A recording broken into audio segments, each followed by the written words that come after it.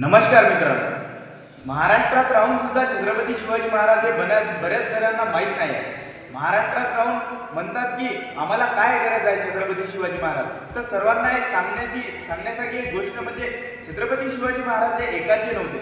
छत्रपती शिवाजी महाराज हे सर्व समाजाचे आणि सर्वांसाठी एकत्र स्वराज्य त्यांचं निर्माण करणं हे त्यांचं खूप मोठं म्हणजे त्यांचा एक हक्क म्हणजे ते आपल्याला सर्वांना हक्क बजावून देणार होते. आणि छत्रपती शिवाजी महाराज हे सर्व समाजासाठी होते.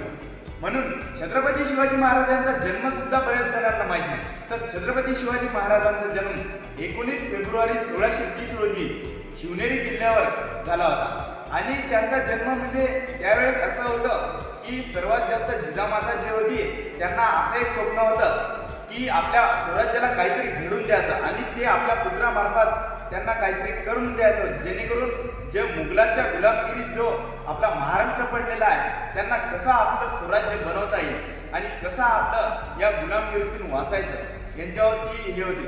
आणि गुलामगिरी म्हणजे अशी होती की त्यावेळेचे असे जे मुघल हे होते ते आपल्याला त्यांच्या सर्व गोष्टी ते आपल्याला साकारायला लावायचे किंवा आपला जर धर्म आहे ते आपल्याला बदलायला लावायचे. आणि तुम्हाला माहीत आहे की आपला धर्म म्हणजे स्वतःचा धर्म कोण म्हणजे इतकी खूप बेकार कंडिशन होती.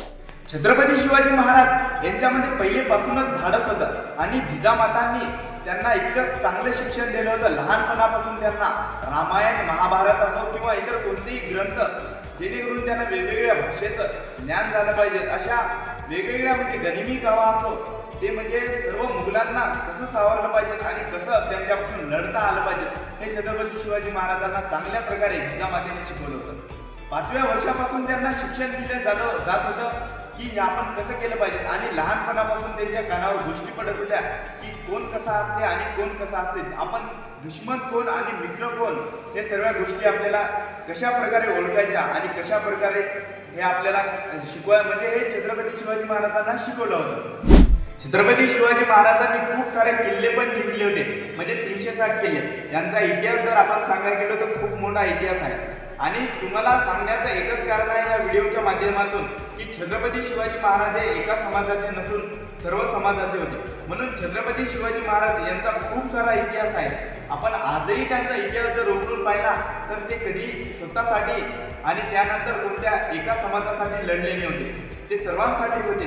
म्हणून मित्रांनो, या व्हिडिओतून एकच शिकाय भेटते की आपण सर्व एकत्र जर आलो आणि आपण सर्वांना समजून घेतलं की छत्रपती शिवाजी महाराज म्हणजे आपण सर्व एकत्र आहोत. म्हणून या व्हिडिओचा एकच उद्देश आहे की छत्रपती शिवाजी महाराज कोण आणि छत्रपती शिवाजी महाराज सर्वांचे होते का. तर छत्रपती शिवाजी महाराज हे सर्वांचे होते आणि त्यांनी सर्व समाजासाठी केलं होतं. तर मित्रांनो, धन्यवाद. जय महाराष्ट्र. व्हिडिओ कसा वाटला तुम्हाला नक्की कमेंट करा. जय महाराष्ट्र. जय जिजाऊ. जय श्री